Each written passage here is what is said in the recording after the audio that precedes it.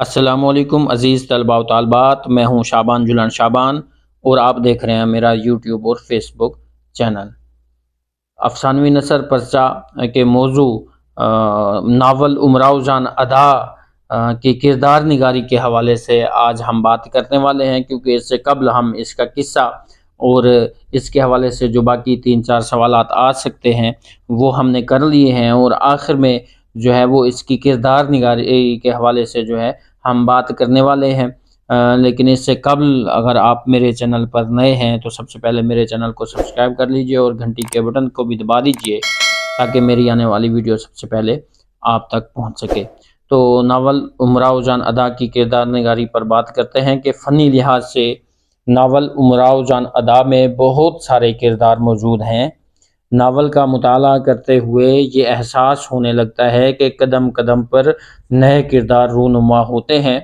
رسوا کے ہاں ناول کا بڑا چھوٹا یا جیسا بھی کردار ہو، اپنے تمام تر نفسیات و جذبات، عادات و اطوار اور خاندانی پس منظر اور موجودہ غم کی حیثیت سے نظر آتا ہے۔ ناول کے اہم کرداروں میں سے امراؤ جان ادا، خانم جان، بسم اللہ جان، خورشید جان، گوہر مرزا، نواب سلطان اور نواب چھبن وغیرہ اہم ہیں۔ سب سے پہلے ہم اس ناول کی ہیروئن امراؤ جان ادا کے کردار کے بارے میں بات کر لیتے ہیں۔ ناول کا سب سے اہم کردار امراؤ جان ادا ہے۔ قصے کی ہیروئن کے ناطے پورے قصے پر چھائی ہوئی ہے۔ ڈاکٹر میمونہ انصاری کہتی ہیں کہ امراؤ جان ادا کا کردار اردو زبان میں اہم ترین کردار ہے۔ یہ پہلا سنجیدہ کردار ہے جو اپنی زندگی کا ضامن ہے۔ اب تک اس کردار کا ثانی تخلیق نہیں ہوا۔ امراؤ جان پیدائشی طوائف نہیں، وہ شریف گھرانے میں پیدا ہوئی۔ 10 برس تک شریف گھرانے میں زیر کفالت رہی، پھر ایک درندہ شخص کے انتقام کی بھینٹ چڑھ گئی۔ خانم کے کوٹھے پر پہنچی جہاں تعلیم و تربیت پا کر طوائف بنا دی گئی تھی۔ اپنی خوبیوں کی وجہ سے جہاں کو دیوانہ بنا رکھا تھا۔ عشق معشوقی عروج پر رہی، مگر آخری عمر میں سب کچھ ترک کر دیتی ہے، عام لوگوں کی طرح بن جاتی ہے، نماز روزے کی پابندی کرتی ہے، کربلا معلیٰ کی زیارت بھی نصیب ہوتی ہے۔ یہ کردار بڑا نفسیاتی کردار ہے۔ اس ناول کا دوسرا اہم کردار خانم جان کا ہے۔ خانم جان کا کردار اس ناول میں ایک خاص مقام کا حامل ہے۔ اپنے کردار کے حوالے سے وہ گناہ کی دنیا کی سردار ہوتی ہے۔ نوابین کو قابو میں رکھنا اور ملک سے اونے پونے داموں لڑکیاں خریدنا اس کا پیشہ ہوتا ہے، اور وہ اپنے مکروہ عزائم کی تکمیل کے لیے ان لڑکیوں کی پرورش کرتی ہے۔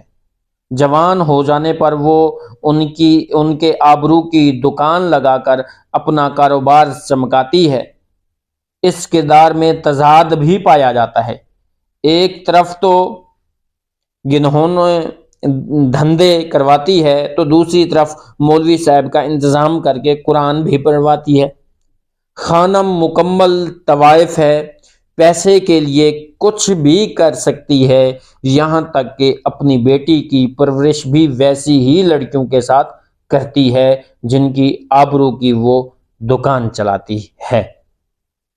اسی طرح اس ناول کا تیسرا اہم کردار بسم اللہ جان کا ہے۔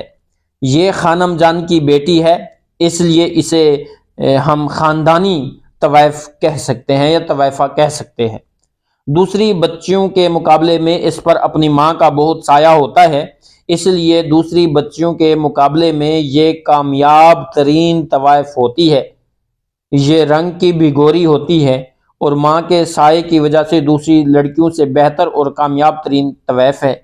بسم اللہ اپنے حسن و فن سے نوابین اور رؤساء کو اپنا دیوانہ بنائے رکھتی ہے۔ اسی طرح ایک اور کردار ہے خورشید جان۔ یہ کسی زمیندار کی بیٹی ہے جو خانم جان کو بیچ دی جاتی ہے۔ خانم اسے اپنے مقصد کے لیے استعمال کرتی ہے۔